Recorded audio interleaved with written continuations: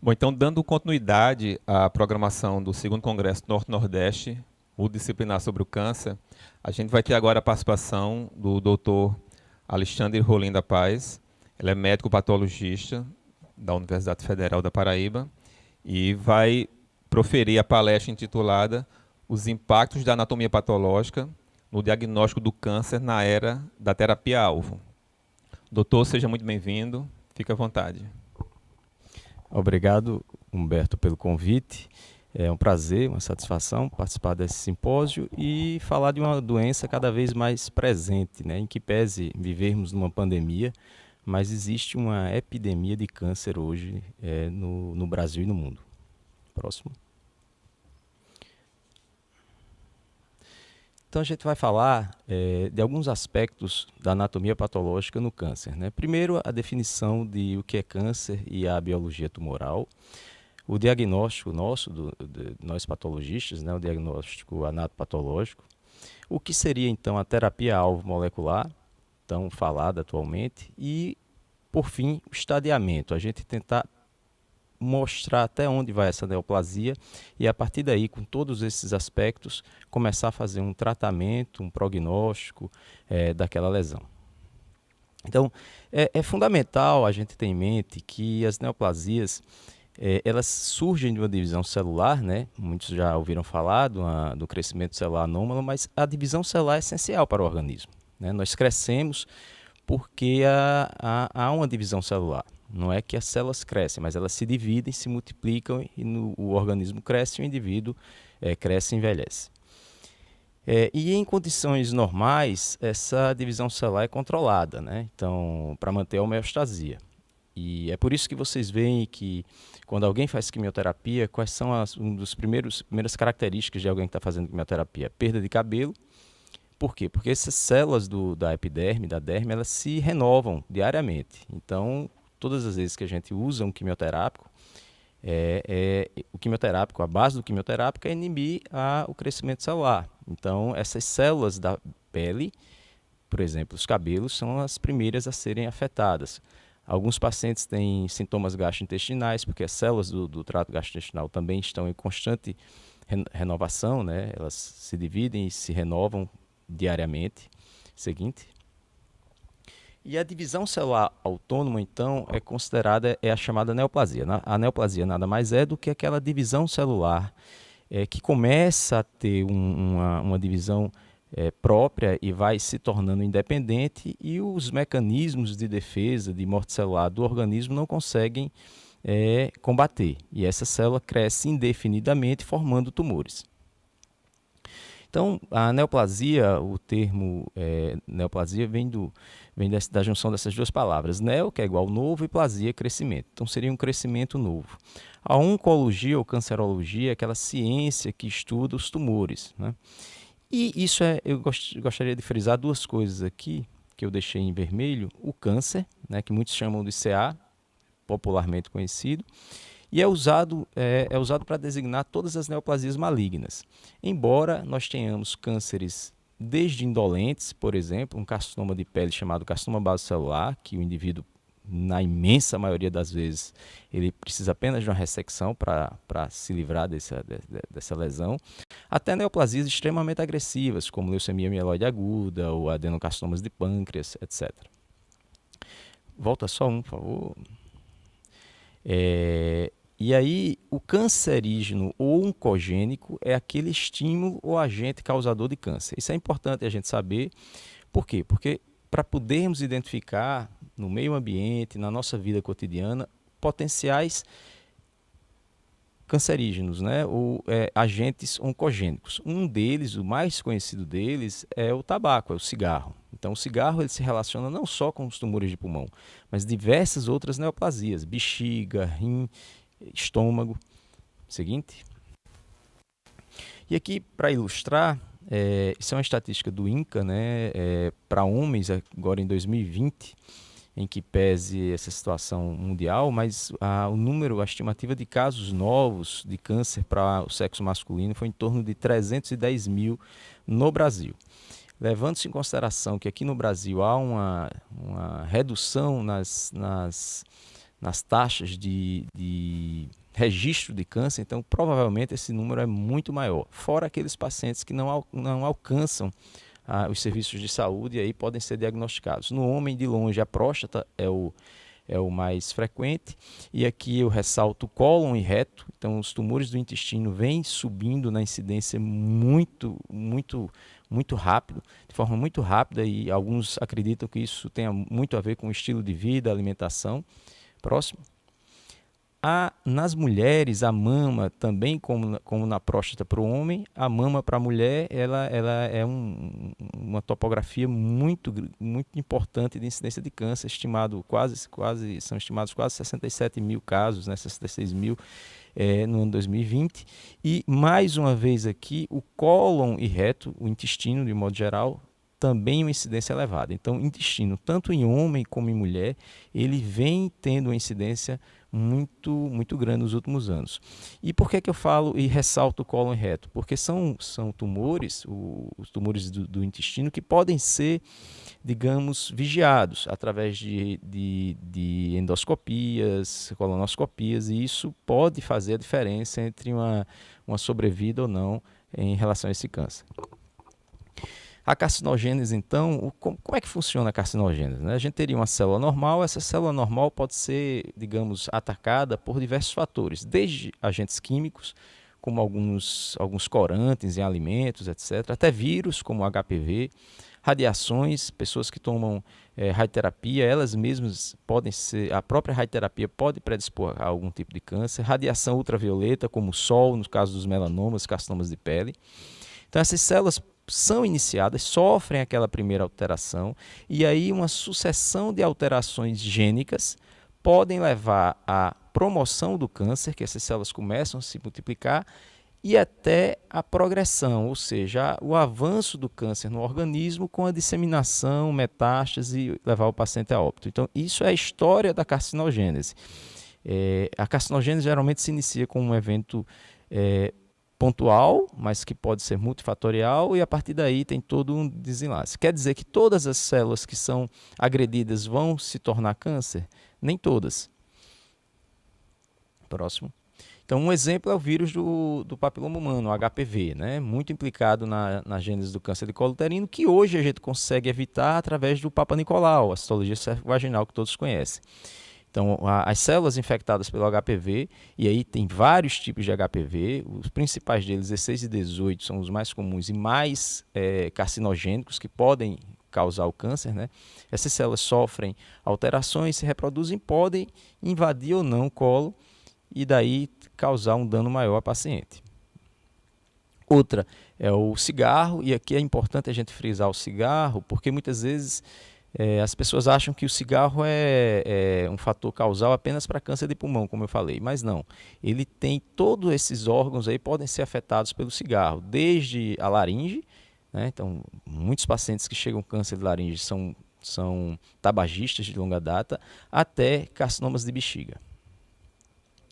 Então, as neoplasias, uma definição para neoplasia, depois de dito tudo isso, seria aquela divisão celular normal, descontrolada e autônoma. Então ela passa a ser autônoma, ela passa a não mais poder ser controlada pelas defesas do organismo, nas quais as células reduzem ou perdem a capacidade de se diferenciar, em consequência de alteração em genes e proteínas, que regulam a multiplicação e diferenciação celulares. Então é com essa definição, que é a alteração desses genes e proteínas, que vocês vão ver que a terapia-alvo, que a gente vai falar mais na frente, ela se baseia através da detecção de que alterações ocorreram naquelas células neoplásicas e de que forma a gente pode atuar para ou debelar aquelas células ou tentar até evitar que elas se transformem.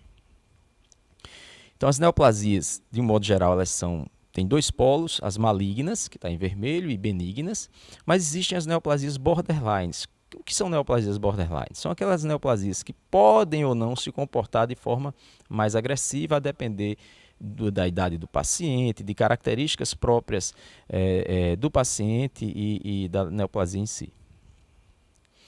E é importante aqui a gente diferenciar. Então, um tumor é um aumento. Então, aquela criança ali com um galo na testa, ela está com um tumor na testa. Nem por isso aí é neoplásico. Então, existe uma diferença entre neoplasia e tumores. Tumores é qualquer abaulamento, qualquer massa. Então, você pode ter um trauma, aquilo formar uma coleção no abdômen, por exemplo, formar um tumor e aquilo não ser neoplasia. As benignas e malignas a gente consegue diferenciar por algumas características. Desde atipias celulares, elas têm um crescimento mais agressivo, são mal delimitadas, elas podem ter recidiva local, metástase, enquanto a benigna não, ela tem características próprias. E já a olho nu, quando a gente vai, nós patologistas, a gente começa nosso exame daquele espécime com o exame macroscópico, que é a olho nu a gente identificar as alterações do órgão. Já no exame macroscópico, a gente consegue definir ou pelo menos predizer que neoplasia é benigna ou maligna. Então, pode passar.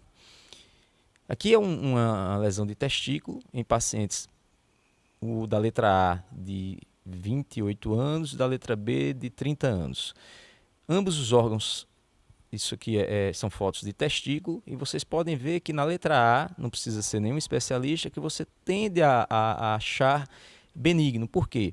Ela é uma neoplasia homogênea, com a mesma coloração, bem delimitada, não destrói o tecido adjacente, esse marrom é o tecido testicular normal. Já na letra B, que é um coriocarcinoma, ambas são neoplasias raras de testículo. É um tumor extremamente agressivo, destruiu todo o parênquima, tem várias cores diferentes, necrose, que são esses pontos mais enegrecidos. Então, a olho nu, você já consegue distinguir uma neoplasia benigna de outra maligna. Mais um exemplo, nos tumores renais, eles têm como o testículo, a imensa maioria das lesões tumorais renais, as lesões neoplásicas, elas são malignas. Um percentual menor é que é benigno nesses dois órgãos. Mas essa da figurinha aí que está em verde, né, a legenda, o adenoma papilífero, é um tumor raro, benigno do rim. Mais uma vez, ele é bem delimitado, homogêneo. Em contrapartida, esse carcinoma renal de células claras, que é o tumor mais comum do rim, que você vê cavidades císticas, uma irregularidade tumoral, áreas de necrose também, esses pontos mais enegrecidos. É óbvio que isso não é uma regra, né? Pode passar o próximo? Então, às vezes, o que parece ser feio é uma lesão benigna. Então, isso é uma vesícula. Na letra A, a gente tem um adenocarcinoma com essa área mais esbranquiçada. Isso é uma vesícula biliar aberta no sentido longitudinal, no maior eixo.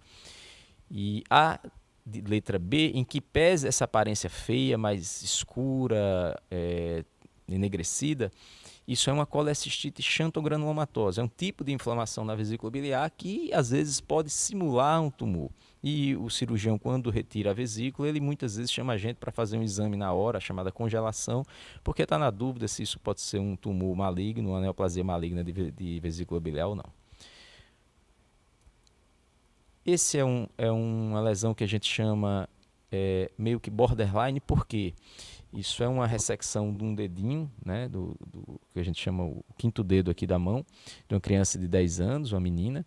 E ela teve que retirar parte da mão e o dedo, por quê? Porque a lesão era grande, é um cisto ósseo aneurismático, mas ele se comporta, na imensa maioria, como uma lesão benigna, em que pese você ter que fazer uma ressecção maior daquele órgão ou topografia. Então, aquilo que eu falei, as neoplasias benignas, elas não metastatizam, têm um comportamento brando, mas algumas vezes elas podem ser neoplasias um pouco mais agressivas localmente, que você precise de uma ressecção, e aí elas são consideradas neoplasias borderlines.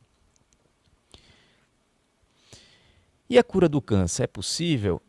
É muito difícil, por quê? Porque não é uma doença única, né? É uma doença com muitas alterações e as neoplasias são várias, completamente diferentes. Então você tem desde o carcinoma papilífero da tireoide, que rarissimamente a gente vê alguém ir a óbito por causa dessa lesão, até um adenocarcinoma do pâncreas, que é um tipo de neoplasia do pâncreas que invariavelmente leva a óbito o paciente. E o controle do câncer passaria por conhecermos as causas e patogêneses da doença e, principalmente, sabermos as bases moleculares. O que é que está causando isso? Né? Para daí poder haver uma intervenção mais precisa naquela gênese. Mas isso tudo, com a evolução desse conhecimento, neoplasias, houve uma redução global na mortalidade do câncer nos últimos anos. É óbvio, quando a gente fala global, envolve o Brasil também, mas, claro, regiões mais pobres, regiões onde o acesso à saúde é limitado, isso é mais difícil, obviamente. E aí vem a tal da promessa da medicina personalizada, né? Depois de a gente falar tudo isso, que o câncer tem alterações genéticas, etc, etc. Então, o que é que está se propondo? Pode passar o próximo. A gente tentar identificar no meio da multidão, seguinte, quais pacientes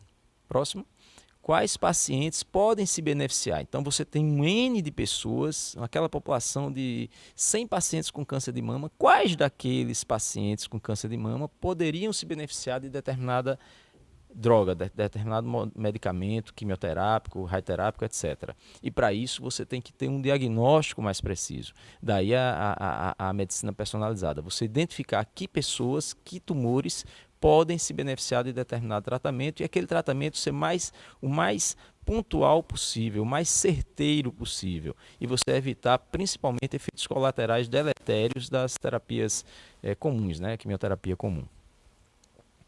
Eu faço uma analogia sempre com aquela guerra do Iraque, né? A guerra do Tempestade no Deserto, que os Estados Unidos tentaram invadir o Iraque e mandaram vários soldados, tanques de guerra, via terrestre, isso nos anos 2000, mais ou menos. E o que é que houve com isso? Muitas baixas do exército americano e, logicamente, do inimigo. Mas hoje, quando os Estados Unidos querem atacar algum alvo, eles não usam mais diversos militares. O que é que eles fazem hoje? Eles pegam um drone, colocam uma bomba, guiado às vezes lá nos Estados Unidos, eles acertam o alvo no Oriente Médio, sem ter perdas por parte do exército americano e com o mínimo, em tese, o mínimo possível de perdas dos inimigos, né? Eles vão naquele alvo. Então, a terapia-alvo é mais ou menos isso. Ao invés de você mandar um exército que possa derrubar não só o inimigo, mas outras pessoas, outras estruturas que estão ali ao redor do inimigo, não. Hoje você tenta enviar uma bomba, enviar um medicamento que atue única e exclusivamente naquela célula maligna. E aí entra a patologia, né? Um médico patologista, que é um médico que, como outros, termina o curso de medicina, a gente faz 3 anos de residência, mais 1 ou 2 anos de uma especialidade em particular, e atuamos aqui na base do diagnóstico das neoplasias.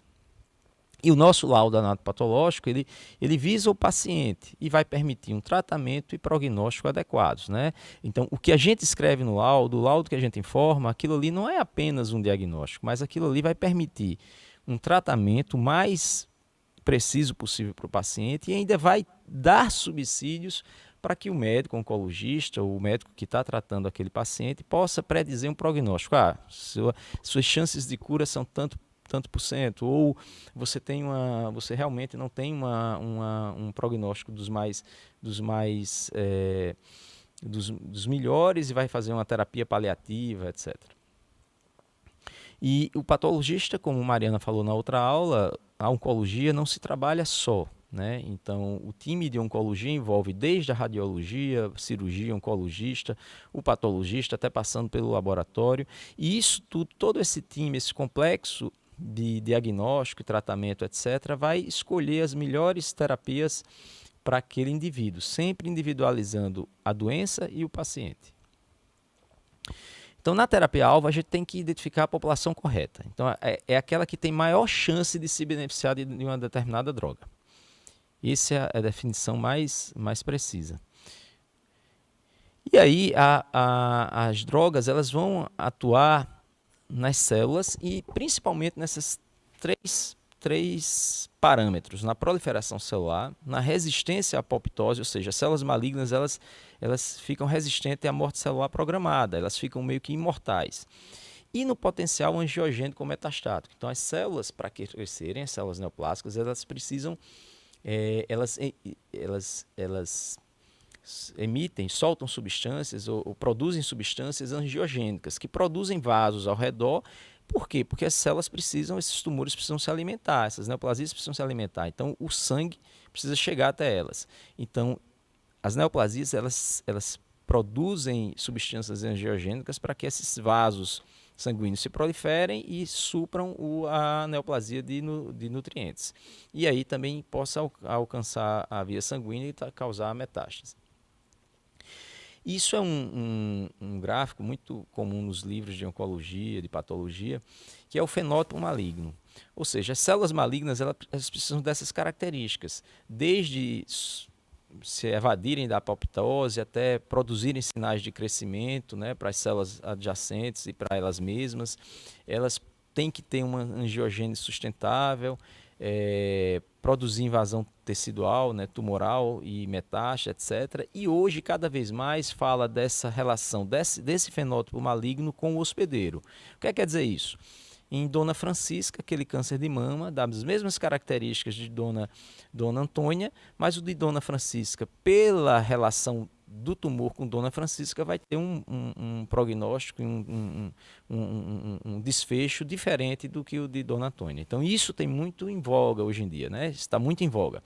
Esse fenótipo maligno, mas saber dentro desse fenótipo maligno qual a relação dele com o hospedeiro, aquele paciente que está com câncer. Isso aí, para vocês terem uma noção, isso aí é o percentual de carcinoma de não pequenas células, são os adenocarcinomas e carcinoma de células escamosas do pulmão. 70% deles são diagnosticados, são descobertos num estadio avançado, ou seja, que a cirurgia não existe, não é uma opção mais a cirurgia, ressecar o tumor. Aí você me pergunta, isso é porque no Brasil? Não, são dados relativos a quaisquer país ou continente do mundo.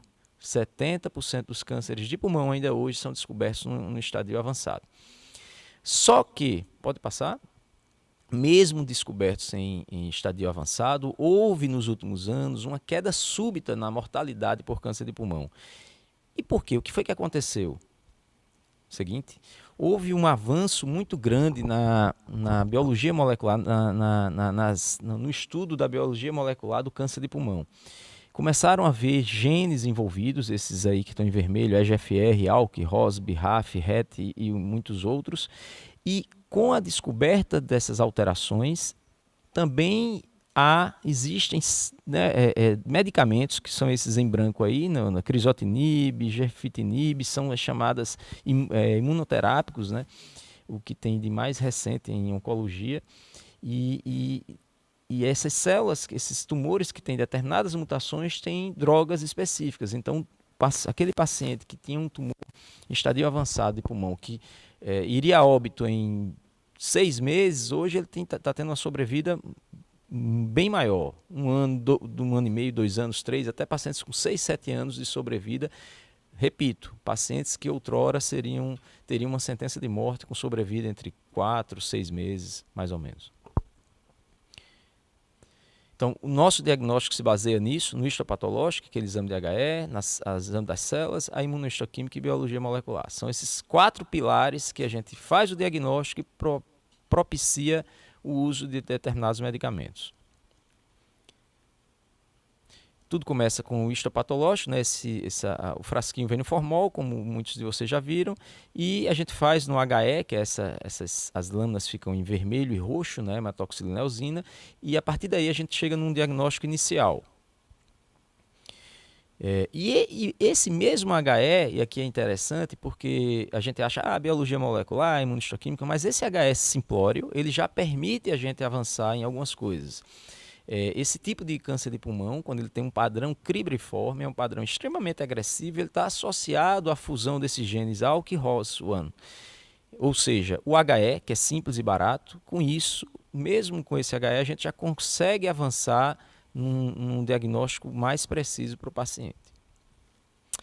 E os tumores, quando a gente avalia, né, então há diferenças. Isso aí são duas ressecções de mama, um tumor de 7 centímetros distante do mamilo e um tumor de 0,6 mais próximo do mamilo. Então, quando a gente avalia a mama, a gente avalia o tumor, o tamanho, tudo isso entra no diagnóstico e no prognóstico da paciente, e aqueles tumores mais próximos do mamilo, eles têm um prognóstico um pouco pior. Então, em que pese esse de 7 centímetros, mas ele está distante, o outro de 0,6 está próximo. Então, é aquela velha história que eu comento muito com os alunos e com as pessoas mais próximas que são leigas. Não é porque eu tenho um tumor de 10 centímetros que esse tumor vai ser mais agressivo do que um colega teve, igual que tem 2 centímetros. Então, isso é muito relativo. As características tumorais, de um modo geral, têm que ser vistas. Exemplo, tipo histológico. Eu tenho um tumor de 3 centímetros, mas é um carcinoma tubular, ele tem um prognóstico muito melhor do que um tumor de 1,5 centímetro, mas é um carcinoma metaplásico. São 2 tipos de tumorais na mama, o tubular de um excelente prognóstico e o carcinoma metaplásico de um prognóstico e de um tratamento muito mais difíceis. E esse exame ele tem que ser completo. Então, antes da gente chegar na na biologia molecular, por exemplo, numa mastectomia radical, todas essas características tumorais que estão pontuadas eu preciso relatar. Então, tudo isso vai criar um laudo consistente, elaborado, que vai permitir, vai fazer com que o oncologista ou o mastologista comecem a prever determinado tratamento, elaborar determinado tratamento e também meio que prever o desfecho dessa paciente. Além disso, no câncer de mama, a gente faz hoje, de regra, receptores de estrógeno, progesterona e HER2, além de um índice proliferativo. E aí, esses receptores de estrógeno, progesterona e o HER2 a gente faz através de um método chamado imunohistoquímica, que nada mais é do que você tem a histologia, você coloca anticorpos naquela histologia, naquela lâmina, ao invés de eu corar em HE, eu tenho um bloquinho de parafina que faz o HE, aquele mesmo bloquinho eu tiro outra lâmina, e eu coro agora, ao invés do HE, eu faço uma reação antígeno-anticorpo naquela lâmina, né, através de reações químicas. Aquilo me mostra uma coloração e eu consigo avaliar que tipo de anticorpo reagiu com determinado antígeno. Pode passar? Então é mais ou menos isso. Eu tenho a lâmina, o tecido, essas bolinhas, esses alvos aí irregulares são os nossos alvos, né? O antígeno que eu quero buscar. Então eu faço, pode passar o próximo, um anticorpo primário, próximo anticorpo secundário junto com o cromógeno, né? E isso vai me dar uma coloração geralmente marrom na lâmina. Seguinte. Isso é feito hoje de forma automatizada. Há um tempo atrás, há uns 5, 10 anos, era muito comum fazer ainda manual, né? Hoje é tudo em um sistema fechado que garante as reações mais seguras. E eu visualizo, dependendo do tipo celular, né? a imunohistoquímica, e onde está corando, ou seja, que epítopos, que é o local onde o anticorpo se liga ao antígeno. Né? Isso é no núcleo, no citoplasma, é na membrana, é no complexo de Golgi. E por que eu estou falando isso? Porque tem células tumorais que a marcação tem que ser em determinada organela, em determinada localização, para que eu a considere positiva. Exemplos. O HER2. Então ele tem, vocês estão vendo aí nessa figurinha acima, que ele tem um quadrilado, né? Assim, mais ou menos um rendilhado que a coloração fica ressaltando a parede das células, porque ele é um receptor de membrana. Que, sendo positivo, você pode usar uma droga chamada trastuzumab, isso para câncer de mama. Os receptores hormonais, diferentemente do HER2, o epítopo dele é no núcleo, então esses pontinhos marrons estão indicando que aquelas células tumorais são positivas para receptores de estrógeno e progesterona. Da mesma forma o KM67, que tem a coloração nuclear. E isso tem importância? Tem, porque hoje há uma classificação molecular do câncer de mama e isso pode ser feito de forma indireta através da imunohistoquímica, sem que você tenha que fazer um estudo genético da célula. Próximo. E o que é que acontece? Baseando-se na coloração, no que corou o HER2, o receptor de estrógeno, progesterona, esses três e também o índice proliferativo, eu classifico de um modo geral os cânceres de mama em luminal A, B, HER2 e basal. E isso, o que é que isso me diz? Que os tumores têm tratamentos específicos e o mastologista e o oncologista pode avançar de acordo com esses tipos histológicos. Então, hoje, em câncer de mama, não se faz nenhum tratamento se você não tiver essa classificação através da imunistoquímica. Então, até pode se fazer, mas você pode estar tratando de forma extensa e sem necessidade um tumor que é indolente, ou fazendo um tratamento não adequado de um tumor mais agressivo porque você deixou de pesquisar. Isso é bacana, é interessante, a gente consegue fazer isso nos hospitais de câncer aqui de João Pessoa, mas infelizmente, próximo, ainda tem uma leva de pacientes que chega para a gente com cânceres avançados, que você já não consegue fazer um tratamento medicamentoso e vai apenas para um tratamento higiênico. Esse é um outro ponto muito frequente no tratamento que usa a terapia-alvo, né? São os linfomas. Exemplo, linfomas de células B. Quando eu faço uma reação para o CD20, uma reação para identificar se aquelas células têm receptores para o CD20, isso me permite usar uma droga chamada rituximab. Aí você diz, está resolvido. Então, linfoma, se ele for CD20, eu uso essa droga, se não for, não uso. Mas não é bem assim. Só para vocês terem uma ideia, próximo, essa é a classificação, o livro da classificação da OMS, mais recente, para os tumores linfóides, né, para os linfomas. E só dos linfomas, pode passar.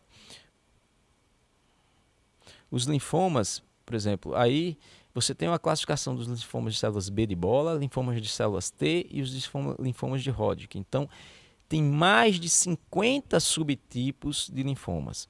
Então, você não precisa, não basta você classificar mais linfomas de células B ou linfomas de células T. Você tem que pormenorizar, porque cada linfoma desse tem um tratamento, tem um prognóstico, tem uma forma de comportamento diferente. Então, isso cada vez mais é patente, esse diagnóstico preciso, diagnóstico mais pormenorizado da neoplasia. E, por fim, o estadiamento. Então, é o estadiamento é você dizer em que situação encontra aquela neoplasia, né? Então, são tumores com a mesma classificação histopatológica e extensão, apresentam a evolução clínica, resposta terapêutica e prognósticos semelhantes. Ou seja, um tumor PT2 da próstata, ele tende a se comportar igualmente entre vários indivíduos. Tende, né? Tende, mas a gente sabe que há diferenças. Próximo. Isso avalia o tumor, então é o estadiamento mais frequente hoje, mais utilizado é o TNM, onde T é o tumor, que pode ser o tamanho ou a extensão tumoral, o N é de node ou linfonodo e M de metástase à distância. Próximo. Então, existem manuais para isso, esse é um manual mais recente, 2020, pode passar. E o que é isso? Quanto menor o estadio, mais probabilidade de cura. Isso via de regra. Por exemplo, o câncer de bexiga. Quando eu tenho PTA, o TA é um tumor que está na luz, ele não invade a parede muscular. Quanto mais ele vai no sentido horário ao T4A, ao T4B, pior o prognóstico. Aqueles pacientes com estadio T3B, T4A ou T4B provavelmente são incuráveis. Você faz, às vezes, ressecções muito vastas, né? Uma cistoprostatectomia radical ou uma cistectomia nas mulheres, e a cura é difícil. Um exemplo, então, são duas lesões de pele, uma no canto superior pequena, um estadio precoce, onde fez a ressecção da lesão com margens e está resolvido. Uma outra na lesão de baixo, uma lesão de face, onde você tem a orelha retirada, né? Então toda a região lateral da face e a orelha, porque o tumor já invadia estruturas adjacentes. Então, e o estadio dessa lesão superior permitia uma ressecção mais contida. Já o da figura inferior não, era um estadio mais avançado, precisou de uma ressecção mais avançada e a probabilidade de óbito ou de vir a falecer dessa doença é maior naquela lesão de baixo. Tem o câncer agora, né? É uma pergunta sempre que se faz, pode passar. E para encerrar, a gente tem que... O que é que se está procurando hoje? Um exemplo é o câncer de próstata, que eu vou falar baseando-se no câncer de próstata. O câncer de próstata é muito frequente nos homens, e se nós pegarmos pacientes com 80 anos, mais ou menos, e fizermos biópsias aleatórias, mesmo que eles não tenham sintomas, sinais ou PSA elevado, você vai encontrar um índice elevado de carcinoma histológico, aquele carcinoma que está lá, quietinho, que não vai evoluir, não eleva PSA, etc. Em cerca de 42%. Só que o carcinoma, 42% é o carcinoma histológico. Desses 42%, quase 10% vão evoluir para um carcinoma clínico, que vai elevar PSA ou formar um nódulo. E desses 9,5%, 3% um carcinoma fatal. Pode passar? E o que é interessante? O carcinoma histológico, tanto nos Estados Unidos como no Japão, que são sociedades completamente diferentes, são semelhantes. Eles aumentam com a idade e as curvas são paralelas. Pode passar? Entretanto, quando você analisa o carcinoma clínico, nos Estados Unidos, que é essa linha com as bolinhas, ele é muito mais elevado quando a idade avança. O carcinoma histológico é o mesmo de ambos os países, mas o carcinoma clínico, que eleva a PSA e causa sintomas, ou pode levar ao óbito, é muito maior do que no Japão. E o que é que os pesquisadores viram? Pode passar? Que provavelmente fatores externos do estilo de vida, então aí em preto é a próstata. Então você vê que o japonês, à medida que ele vai imigrando para os Estados Unidos, ele vai se aproximando daqueles americanos nativos, ou seja, mostrando que o carcinoma histológico, que está quietinho, é semelhante nos dois países. Mas à medida que aquele japonês ele vai migrando para o estilo de vida americano, que é muito parecido com o nosso, ele vai adquirindo probabilidades e vai tendo um comportamento, aquela neoplasia, semelhante ao americano. Então, começando a nos trazer uma informação de que aquele meio ambiente, aquele estilo de vida influencia na gênese de carcinomas mais agressivos, pelo menos na próstata. E com isso, o que é que está se pesquisando? Não só em carcinomas prostáticos, mas os carcinomas de um modo geral, que genes estão relacionados com essas alterações de meio ambiente, outros carcinógenos que promovem alterações genéticas, né? E você descobrindo isso, você tem uma chance de utilizar determinado medicamento ou fazer algum ato para tentar evitar aquela neoplasia. Ou seja, hoje, na oncologia, a gente está usando cada vez mais a genética, a biologia molecular. Não só na oncologia, mas a genética, as alterações genéticas, a genômica, ela está sendo estudada em várias doenças e é um futuro muito promissor na medicina, em que pese o acesso não tão fácil. Então a gente vai usá-la não só no diagnóstico, mas também para classificar determinada neoplasia, fazer um prognóstico e escolher que tratamento, né? Então é benigno, qual o tipo de câncer, quais são as chances de cura e qual o tratamento.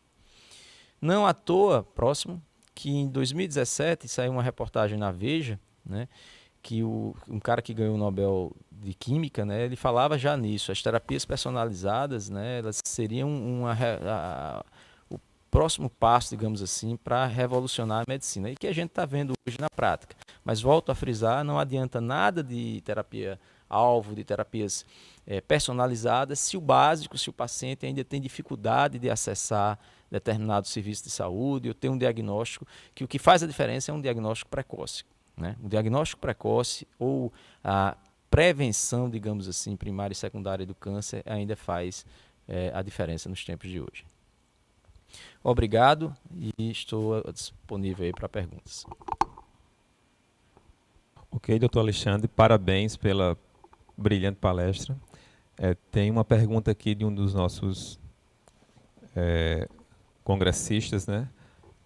Ladislau Gomes. Ele pergunta: podemos dizer que as pesquisas tumorais têm avançado nos últimos anos por pesquisadores brasileiros? Sim, sem dúvida. Existem grupos aqui no Brasil, guardadas as devidas proporções, nós participamos de pesquisas lá na Universidade Federal da Paraíba, por exemplo. Temos uma pesquisa através de uma professora do departamento de cirurgia lá da UFPB, envolvendo o HU e o Hospital Laureano em câncer de cólon, uma pesquisa internacional. E os pesquisadores brasileiros, principalmente de São Paulo e no Rio de Janeiro, também têm avançado muito em muitas áreas da pesquisa. Obviamente que quanto mais estímulo a isso, né, financeiro principalmente, maior a hipertrofia nesse campo. Não à toa que Estados Unidos e Europa, principalmente Estados Unidos, eles estão à frente disso tudo globalmente. Ok, doutor. Então a gente agradece mais uma vez a sua brilhante explanação, foi muito esclarecedora. Tenho certeza que todas as pessoas que estão assistindo ganharam muito conhecimento tanto com a sua experiência como com a sua forma didática de falar. Muito obrigado e parabéns pela palestra.